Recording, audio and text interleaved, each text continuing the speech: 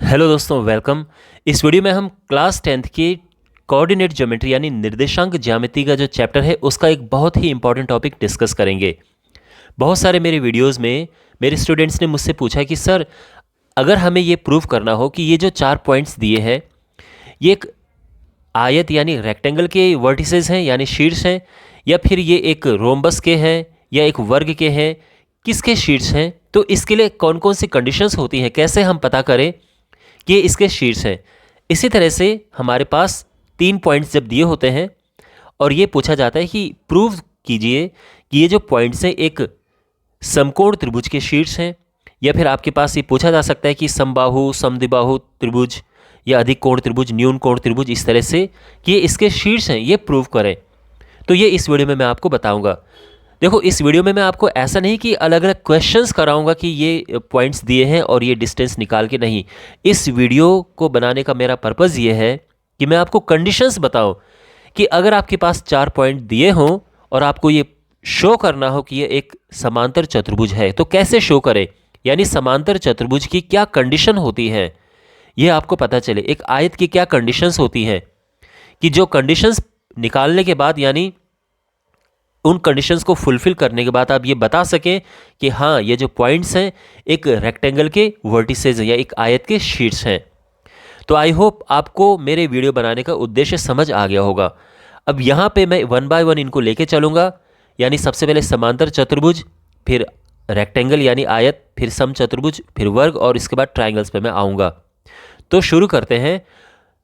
लेकिन यहाँ पे मैं एक बात को सुनिश्चित कर लेना चाहता हूँ कि आपको, मैं ये उम्मीद कर रहा हूँ कि अगर 2 पॉइंट्स आपके पास हों, यानी जैसे ए भी 2 पॉइंट्स हैं और इनके बीच की अगर आपको डिस्टेंस फाइंड करनी हो, तो आपको ये पता करना आता हो कि ये डिस्टेंस कैसे फाइंड करें।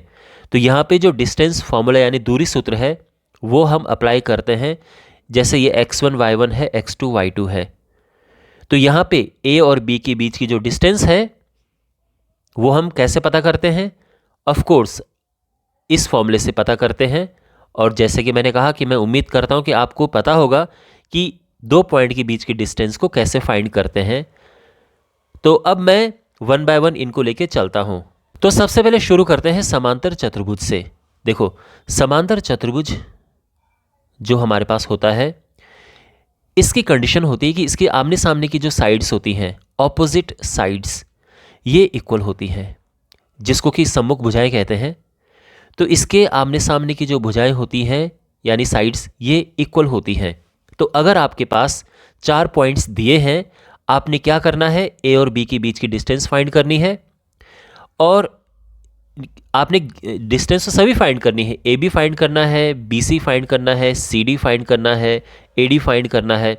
और उसके बाद आप ये ऑब्जर्व करेंगे, आप ये पाएंगे कि जो ए बी है ये बराबर है सी डी के यानी डी सी के, और जो बी सी है ये बराबर है ए डी के। अगर आप ये पता कर लें, यानी ये आपको वहाँ पे दिखे, तो आप इस कंक्लूजन पे पहुँच सकते हैं कि हाँ, ये जो ए बी सी डी है एक समांतर चतुर्भुज यानी पैरेललोग्राम बना रहा है।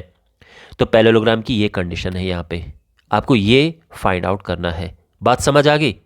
अब बढ़ते हैं आयत की ओर। देखो, आयत हमारे पास होता है, इसकी इस तरह की शेप होती है,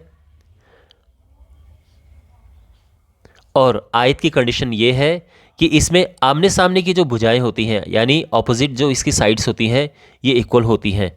तो यहाँ पे आप निकालेंगे, आपको फाइंड करना है A B B C C D D A find करना है, और फिर आप ऑब्जर्व करेंगे, आप ये पाएंगे कि जो ए बी है ये सी डी के बराबर है, जो ए डी है वो बी सी के बराबर है, ऑपोजिट साइड इक्वल।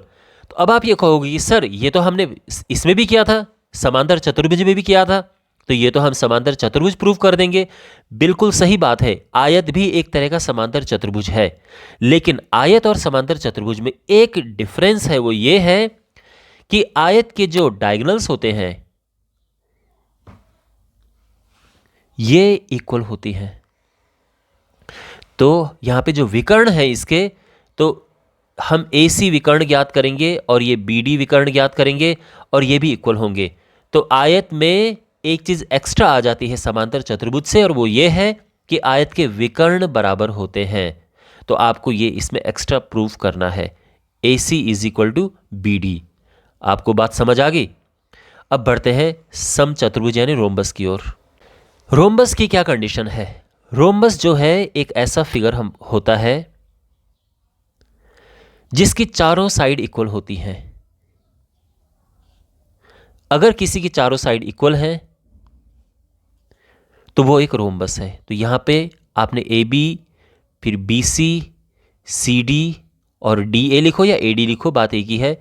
ये आपने फाइंड करने, और आप ये ऑब्जर्व करेंगे, आप ये पाएंगे कि ये चारों इक्वल हैं। अगर चारों इक्वल हैं तो यह एक रोम्बस है, एक समचतुर्भुज है। बात समझ आ गई? बहुत सिंपल है। और अब बढ़ते हैं स्क्वायर की ओर। स्क्वायर की कंडीशंस क्या होती हैं? स्क्वायर इस तरह का शेप होता है।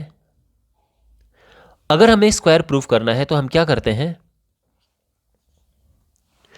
कि जो इसकी चारों साइड हैं ये इक्वल होती हैं, यानी A B is equal to B C is equal to C D is equal to A D, हमें इक्वल प्रूफ करना है। अब अगेन आप ये कहोगे कि सर ये तो हमने रोम्बस में भी किया था। बिल्कुल सही बात है। जो रोम्बस होता है उसका ही एक टाइप होता है स्क्वायर, यानी स्क्वायर एक तरह का रोम्बस ही होता है। बट स्क्वायर यानी वर्ग में एक चीज एक्स्ट्रा आ जाती है, और वो क्या है कि इसके विकर्ण इक्वल होते हैं। तो आप ये इसके डायगोनल निकालेंगे और अगर इसके विकर्ण बराबर आ गए तो यानी यह एक स्क्वायर है। तो इसमें एक्स्ट्रा आप ये ऐड करेंगे कि A C is equal to P D. तो अगर आपके पास ये प्रूव करने को आ जाए कि prove that A B C D, ये जो 4 पॉइंट दिए हैं यह एक स्क्वायर के, एक वर्ग के शीर्ष है, कैसे पता करेंगे? तो आपको चारों साइड निकालनी है, वो इक्वल होंगी, और जो इसके विकर्ण है यानी डायगोनल्स है वो इक्वल होंगे। तो इस तरह से आप ये प्रूव कर सकते हैं। तो यहाँ पर अभी तक जो भी आपने पढ़ा है उसकी समरी है। यहाँ पे मैंने सभी के रूल्स लिखे हुए हैं। और अब बढ़ते हैं हम ट्रायंगल्स की ओर। ट्रायंगल में सबसे पहले समबाहु त्रिभुज, बहुत ही आसान है। समबाहु त्रिभुज की तीनों भुजाएं बराबर होती हैं। तो अगर आपके पास एक त्रिभुज है और आपने A B is equal to B C is equal to A C या सी ए, ये अगर आपने निकाला है तो आप ये कह सकते हैं कि यह एक समबाहु त्रिभुज है। समद्विबाहु त्रिभुज, समद्विबाहु त्रिभुज में त्रिभुज की दो भुजाएं बराबर होती हैं। तो अगर आपके पास एक त्रिभुज इस प्रकार से है और इसकी दो भुजाएं बराबर हैं, यानी कोई भी दो भुजाएं बराबर हो सकती हैं, ए बी बराबर ए सी हो सकता है, या फिर ए सी बराबर बी सी हो सकता है, ठीक है ना। तो फिर वो इस तरह का फिगर होगा कि उसमें ये सी होगा, यहाँ पे ये ए होगा, ये बी होगा, तो इसमें ए सी बराबर बी सी है, इस तरह से। और या फिर इसमें ए बी बराबर बी सी भी हो सकता है। तो बेसिकली कहने का मतलब है कि कोई भी दो साइड इसमें इक्वल होंगी। बहुत सिंपल है ये। और अब बढ़ते हैं ट्रायंगल्स में सबसे ज़्यादा पूछे जाने वाले क्वेश्चन पे, कि शो कीजिए, सिद्ध कीजिए कि ये जो पॉइंट्स हैं यह एक समकोण त्रिभुज के पॉइंट्स है। तो समकोण त्रिभुज के लिए आप क्या करेंगे? देखो, यहां पे हमारे पास जो समकोण त्रिभुज होता है इसमें आप निकालेंगे, सबसे पहले तीनों साइड निकालेंगे। आपने क्या किया? आपने ए बी निकाला, आपने बी सी निकाला और आपने ए सी निकाला।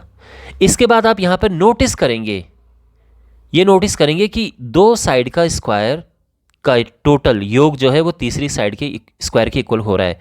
यानी आप ये पाएंगे कि A B square plus B C square जो है ये ए सी स्क्वायर है, या फिर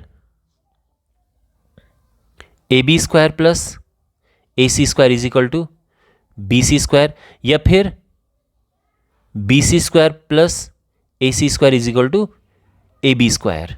ये तीनों में से कुछ भी हो सकता है। कहने का मतलब ये है कि कोई भी जो दो साइड्स है उसका स्क्वायर। देखो, मैं तीनों क्यों लिख रहा हूं यहाँ पे, बहुत सारी बार स्टूडेंट्स क्या करते हैं कि उनके पास होता है ए बी बराबर होता है उनके पास 4, बी सी बराबर होता है 5 और ए सी इज इक्वल टू होता है 3। तो वो क्या करते हैं, वो ए बी का स्क्वायर लिखते हैं 16, बी सी का स्क्वायर लिखते हैं 25 और ए सी का स्क्वायर लिखते हैं 9, और वो इनको प्लस करके देख लेते हैं। वो बोलते हैं कि ए बी का स्क्वायर और बी सी का स्क्वायर भी प्लस करना है, तो ये प्लस करके देखते हैं तो ये तो 41 होगा, ये तो 9 का भी हो नहीं सकता। और फिर वो इस कंक्लूजन पे पहुंच जाते हैं कि ये जो ए बी सी पॉइंट्स हैं ये एक समकोण त्रिभुज यानी एक राइट एंगल ट्राइंगल के पॉइंट्स नहीं है, जबकि ऐसा नहीं है। आप यहाँ पे नोटिस करेंगे कि देखो, अगर आप ये जो इसका स्क्वायर है 16, ये इसका स्क्वायर 25, इसका स्क्वायर 9 आया। अगर आप इसे और इसे प्लस करो तो ये आ जाएगा। तो यहाँ पर क्या होगा, यहाँ पर होगा, अगर मैं इस पर्टिकुलर की बात करूँ तो यहाँ पे A B square plus A C square जो है वो बी सी स्क्वायर होगा। यानी इसमें ये वाली चीज़ प्रूव हुई है। इसीलिए आपको ये देखना है कि कोई भी दो साइड्स हैं, कोई भी जो दो साइड्स हैं उसका स्क्वायर करके टोटल करके तीसरी साइड का स्क्वायर आ रहा होगा इसमें। तो कोई ज़रूरी नहीं कि राइट एंगल हमेशा बी पे हो सकता है कि जो राइट एंगल हो वो ए पे हो और ये बी सी हो, या फिर हो सकता है कि ये राइट एंगल सी पे हो। तो इसीलिए मैंने यहाँ पर ये तीनों लिखे हैं, इसका आपको ध्यान रखना है। ओके, बात समझ आ गई? तो आप बेस्ट क्या करेंगे, मैं आपको ट्रिक बताता हूं। जो दो सबसे छोटी वाली साइड्स हैं आप उनका स्क्वायर करना, दो छोटी वाली साइड। तो जैसे यहां पर छोटी साइड ये है और ये है, इनका स्क्वायर करके टोटल किया, और वो जो सबसे बड़ी साइड है उसके स्क्वायर के अगर इक्वल आएगा तो यानी वो एक समकोण त्रिभुज। एक अच्छा तरीका है ये पता करने का। तो आप क्या करेंगे, जो दो सबसे छोटी साइड्स है उसका स्क्वायर करके टोटल करना। और अब मैं आपको अधिक कोण त्रिभुज और न्यून कोण त्रिभुज एक साथ समझाता हूं। देखो, अधिक कोण त्रिभुज क्या होता है, अगर किसी त्रिभुज में कोई एक एंगल 90 डिग्री से बड़ा है तो वो अधिक कोण यानी ऑब्ट्यूस एंगल ट्रायंगल होता है। तो यहां पे आप देख सकते हैं ये 90 से बड़ा है। तो इसमें होता क्या है कि जो सबसे बड़ी साइड है उसका स्क्वायर बाकी दो साइड के स्क्वायर से बड़ा होता है। यानी अगर मैं ये ले लूं, ये ए है, बी है, ये सी है, तो यहां पे जो ए सी का स्क्वायर होगा, अगेन मैं सबसे बड़ी साइड इसीलिए बोल रहा हूं कि हो सकता है कि यहां पर सी हो और ये बी हो, तो उस केस में आपको फिर ए बी लिखना पड़ेगा। ठीक है, तो यहां पर मैं मान के चल रहा हूं कि ए सी सबसे बड़ी साइड है, तो सबसे बड़ी साइड का जो स्क्वायर होगा वो बड़ा होगा जो दो बाकी छोटी साइड्स हैं उसके स्क्वायर के टोटल के। ठीक है, तो अगर ऐसी सिचुएशन है तो वो जो ट्रायंगल है वो एक अधिक कोण त्रिभुज है। और यहां पे बात करते हैं न्यून कोण त्रिभुज की। तो न्यून कोण त्रिभुज क्या होता है, अगर कोई ट्रायंगल इस प्रकार से है कि उसके तीनों कोण 90 डिग्री से कम है, तीनों एंगल 90 डिग्री से कम है, उस केस में क्या होता है कि जो सबसे बड़ी साइड अगर आप लेंगे वो छोटी होगी बाकी दो साइड के स्क्वायर के टोटल से। तो अगर मान लो हमारे पास ए बी हमारे पास दिया है, देखो अब मैं आपको आगे समझाता हूं कि अगर हमारे पास 3 पॉइंट दिए हैं, ए बी और सी दिए हैं, और आपने इनके बीच की डिस्टेंस निकाल दी है, यानी ए कोई पॉइंट दिया होगा, कोऑर्डिनेट्स दिए होंगे ना, आपने ए बी निकाल दिया, ठीक है, आपने बी सी निकाल दिया और आपने ए सी निकाल दिया। मान लो ए बी आया 4, बी सी आया 10 और जो ए सी है ये आया 7 फॉर एग्जाम्पल। अब यहां पर आप क्या करेंगे, सबसे बड़ी साइड जो है उसका स्क्वायर देखो, ये आया है 100। जो दो बाकी छोटी साइड्स हैं इसका स्क्वायर करो, ये है 4 स्क्वायर प्लस 7 स्क्वायर यानी 16 प्लस 49 और ये आया है 65। आप यहां पे नोटिस करेंगे कि ये बड़ा है इनसे, तो यहां पे आप लिखेंगे कि जो बी सी स्क्वायर है ये बड़ा है A B square plus A C square से, तो इसीलिए यह ऑब्ट्यूस एंगल ट्राइंगल है, ऑब्ट्यूस एंगल ट्राइंगल है। यहीं पे अगर हमारे पास ए बी है, बी सी है और ए सी है, ये हमारे पास है 7 और ये है 5 और ये है 6, तो यहाँ पे आप क्या करेंगे, 7 का स्क्वायर करेंगे ये 49 आएगा, 5 का स्क्वायर करेंगे ये 25 आएगा और 6 का स्क्वायर करेंगे तो ये 36 आएगा। तो जो सबसे बड़ी साइड है उसका स्क्वायर आप नोटिस करेंगे, आई मीन टू से आपको ऐसे लिखना होगा कि ये ए बी स्क्वायर है और ये बी सी स्क्वायर है और ये ए सी स्क्वायर है। तो यहाँ पे आप नोटिस करेंगे कि जो इन दोनों का टोटल है, यानी जो दो छोटी वाली साइड से इनका टोटल क्या आ रहा है, B C square plus A C square क्या आ रहा है, ये है 25 प्लस 36 और ये हो जाएगा 61। हाँ, तो आप ये नोटिस करेंगे कि यहाँ पर जो ए बी स्क्वायर है वो छोटा है B C square plus A C square से, तो इसी वजह से ये एक न्यून कोण त्रिभुज है, अक्यूट एंगल ट्राइंगल है। ठीक है, और जब हमारे पास समकोण त्रिभुज होता है तो ये बराबर होते हैं। समकोण त्रिभुज अगर हमारे पास होगा तो हमारे पास जैसे ये ए बी निकाला, BC निकाला, फिर AC निकाला, ये होगा, ये 5 होगा, ये 13 है, ये 12 है। तो आप क्या करेंगे, तो आप AB स्क्वायर निकालेंगे, 25 आएगा। वैसे सबसे पहले हम बड़ी साइड का स्क्वायर देखते हैं, तो हम निकालेंगे BC स्क्वायर जो कि है 13 स्क्वायर यानी 169।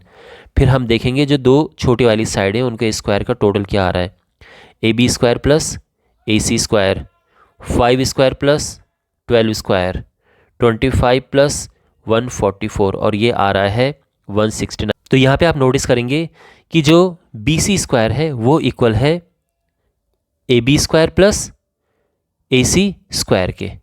तो इसीलिए यह एक राइट एंगल ट्राइंगल, एक राइट ट्राइंगल है। बात समझ आ गई। और यहाँ पे सभी जो ट्राइंगल्स हैं उसकी कंडीशंस मैंने एक साथ लिखी हैं।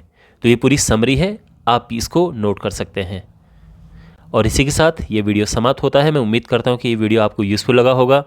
ऐसे ही और वीडियोज़ के लिए चैनल को सब्सक्राइब करें। मिलते हैं अगले वीडियो में। Take care.